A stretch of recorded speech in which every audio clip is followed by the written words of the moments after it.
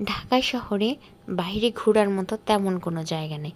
যদি নতুন কোনো প্লেস পাওয়া যায় তাহলে তো ধুম রেখে হুবড়ি খেয়ে সবাই ওখানে যায়। ঠিক তাই আজকে আপনাদেরকে এমন একটা প্লেসের সন্ধান দিব যেটা একদমই নতুন এক্সপিরিয়েন্স। সব কিছু মিলিয়ে জায়গাটা থাকবে জাস্ট ওয়াও।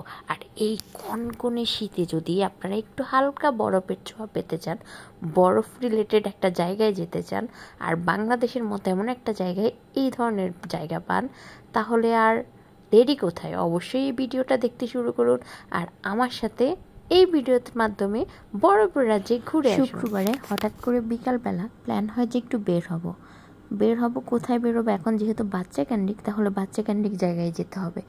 তাই আমরা ঘুরতে চলে আসলাম ওয়ান্ডারল্যান্ড। আজকের ফুল ভিডিওটাই থাকবে হচ্ছে ওয়ান্ডারল্যান্ড। আর আমরা যাইতে যাইতে হচ্ছে যে বেশ সন্ধ্যাই হয়ে যায়। আর শীতকালের সময় একদমই টের পাওয়া যায় না। দুপুরে খাওয়া দাওয়া করে রেডি হয়ে যেতে যেতে এতটাই সময় লাগে, যার কারণে হচ্ছে যে সন্ধ্যাই হয়ে যায়।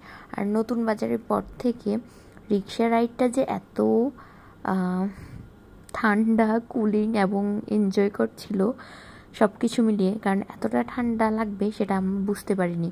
আমার কাছে মনে হচ্ছে ঢাকা শহরের শীতটা তখনই ছিল 16 ডিসেম্বরের আগে। তো এখন আর ঢাকা শহরে শীত নেই, তো তখন বুঝিনি, ভাবলাম যে হালকা ঠান্ডা পড়বে আর আমি হালকা একটা কুটি পরে যাই, যার জন্য আমার অবস্থা খুবই খারাপ হয়ে যায়। যাওয়ার পর ভেতরটা খুবই সুন্দর এবং খুবই এনজয়দায়ক। আর যেটা বলার জন্য এই পার্ক সম্পর্কিত আমি একটা কথা বলবো, ওনারা চাইলে এটা ঠিক করতে পারেন। সেটা হচ্ছে ওনারা সবগুলোতে টিকিট প্রাইস সেম রেখেছেন।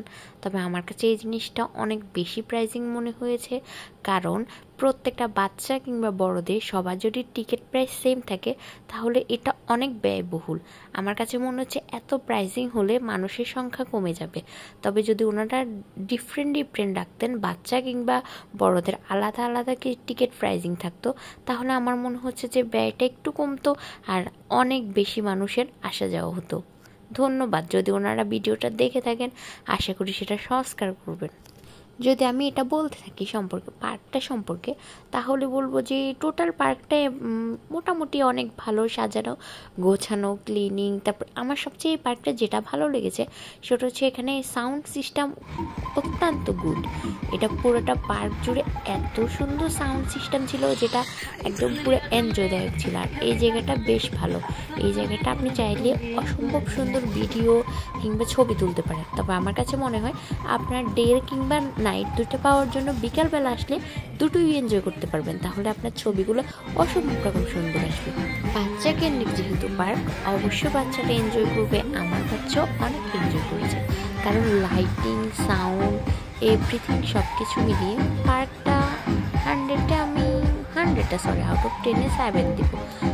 ঠিকঠাক ছিল। আর এই তো আমরা এখানে ছবি তোলা বা ভিডিও করার চেষ্টা করছিলাম। আর এই যে শুরু হয়ে গেল আলিশবার রাইড।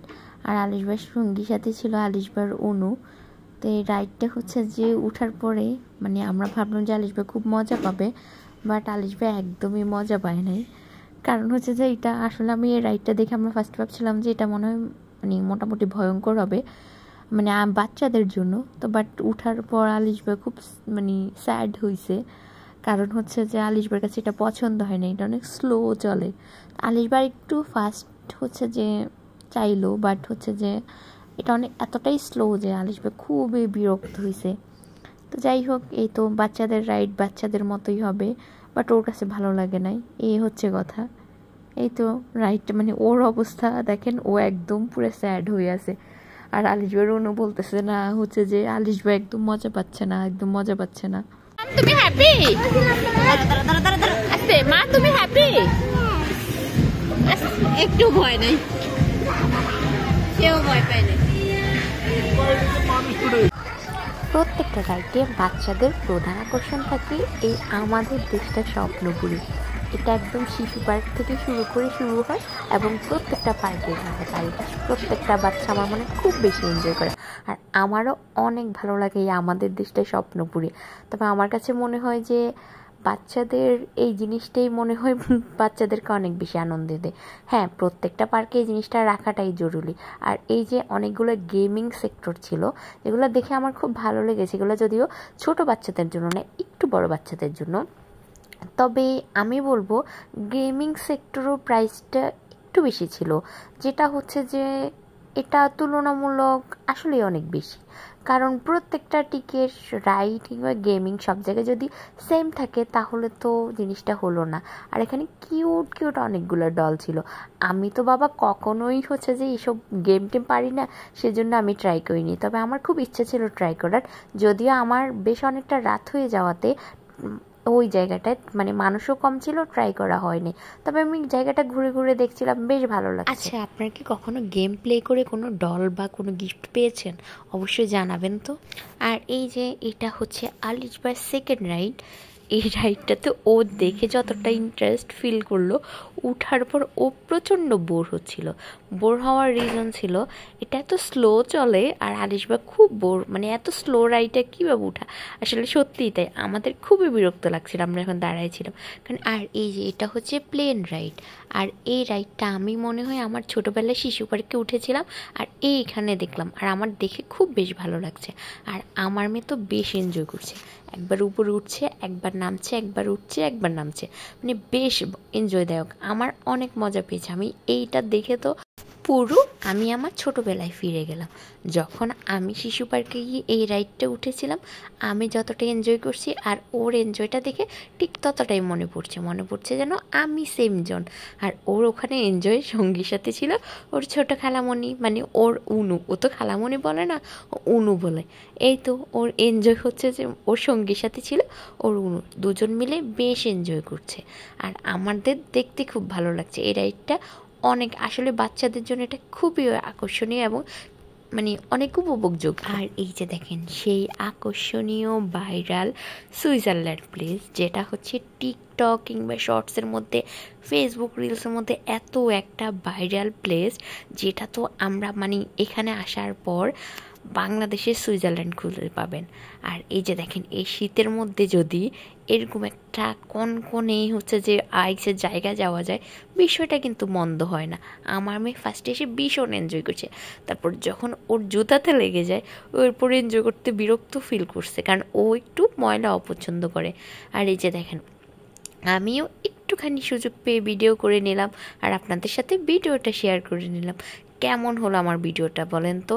আর ওই দিন ছিল ভীষণ ঠান্ডা, সব কিছু মিলিয়ে মনে হচ্ছে সত্যি আমরা আইসের জায়গায় চলে আসলাম। কেমন লাগলো বলেন তো আপনাদের এই জায়গাটা? আর এই যে দেখেন এখানে বাবা মেয়ে চলে যাচ্ছে আমাদের সুইজারল্যান্ড প্যালেস থেকে, তাই না উনু? বলো কেমন লাগলো? তুই আলিশবার সাথে রাইড গুলো এনজয় করে কেমন ফিল করলি? তো কি করবো, কেউ তো ওঠে নাই, অনেক মজা পাইছে এখানে। কোনটাতে বেশি মজা পেলি? মাই ফেভারিট দোলনা। দোলনা, হ্যাঁ ওইটার মধ্যে ওটা যেখানে যেখানে থাকে আমরা ওখানে ওখানে। ওকে, টাটা, বাই বাই। খারাপ না, বেটার। আমি একটা রাইডে উঠি নাই, উঠবি শশী উঠছে, আমি উঠি নাই। এটাতে উঠলে মনে হয় বেশি মজা হইতো, একটা দোলনা। তোর অনুভূতি বল। অনুভূতি হচ্ছে নর্মাল। আর দোলনায় চলে তোর অনুভূতি? ভাই ওটা একটু ডেঞ্জারাস ছিল, আর সুইজারল্যান্ড এসে ভালোই লাগছে। আর সুইজারল্যান্ড এসে ভালোই লাগতেছে।